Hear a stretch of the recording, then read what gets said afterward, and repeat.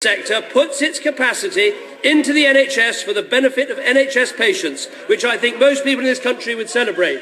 They are now committed to a 5% cap on the private sector, which would mean hospitals like the Marsden Hospital sacking doctors, sacking nurses, closing wards. Now let me ask him again. We're here at 7 o'clock to vote on the risk register. Are you going to ask a question about it, or are you frightened of your own motion? I think it would be good if we could preserve some parliamentary manners in this place, and the Prime Minister will know that I'm not frightened of anything. Mr. Ed Miliband. Mr. Speaker, nobody believes him and nobody trusts him on the health service. Now, at the Homerton Hospital on Monday, I met with senior staff working in HIV services who explained to me how this bill will fragment and disrupt services. The Health Secretary should be quiet and listen to the people who work in the health service.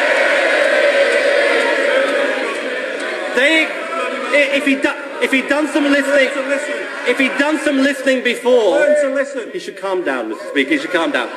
They explained that HIV treatment is currently commissioned by one organisation, the Primary Care Trust. Under his plans, treatment will be commissioned by 3 organisations: the National Commissioning Board, the Clinical Commissioning Group, and the Health and Wellbeing Board. They said to me it will damage the world-class service they provide for patients. Now, why won't he listen to the people who actually know what they're talking about in the NHS? But if the right honourable gentleman is opposing other organisations that have expertise in AIDS and AIDS treatment taking part in the NHS, he'll be opposing the Terence Higgins Trust, who do an enormous amount to support HIV. The fact is, what we can see, Mr. Speaker, is complete opportunism from the party opposite. They used to back choice. They used to back the independent sector. They used to back reform. I say to you, Mr. Speaker, you don't save the NHS by opposing reform. You save the NHS by delivering reform. He doesn't even understand his own bill. Mr. Speaker, let me just explain to him. The question was about the fragmentation of commissioning and what the experts at the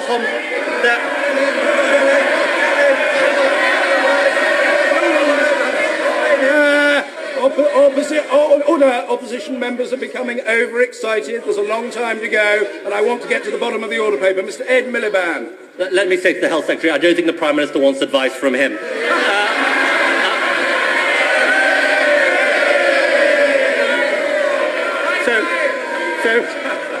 So let me explain it to him. It's about the fragmentation of commissioning. Right, you've got it. Okay, good. I'm glad you've got it. Maybe when you get up, you can answer the question. Now...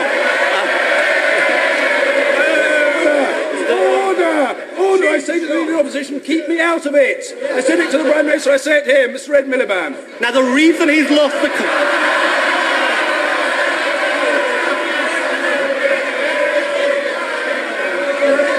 Now, the reason he's lost the... Order.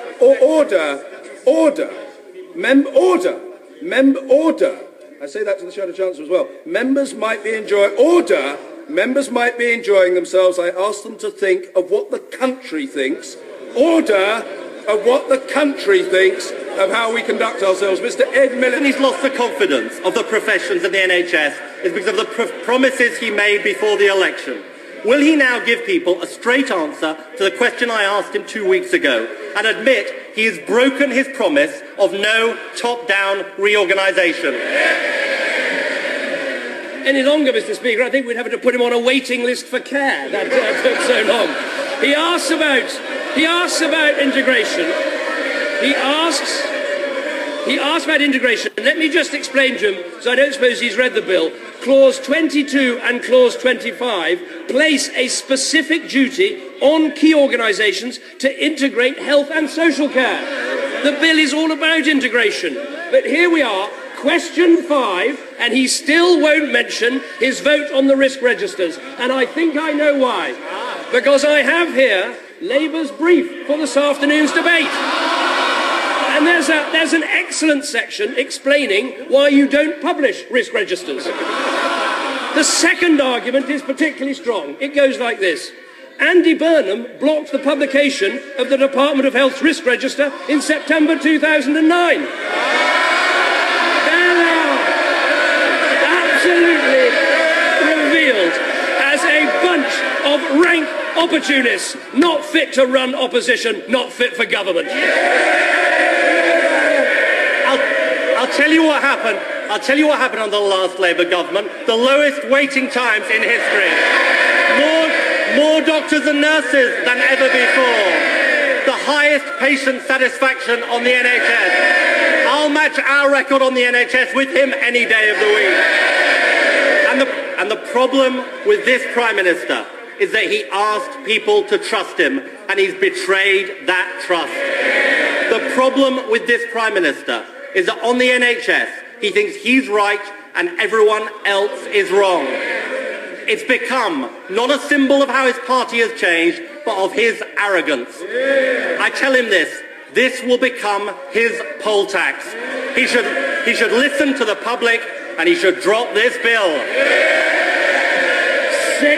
Six questions and not a mention of the motion they put in front of the House tonight. To put forward an argument and then not to back it up, that is an absence of leadership. Order. Members on both sides of the House are yelling at each other. It is rude, it is unfair on the Prime Minister and the Leader of the Opposition, and it should stop. The Prime Minister. Let me just tell him what is actually happening in the health service under this government.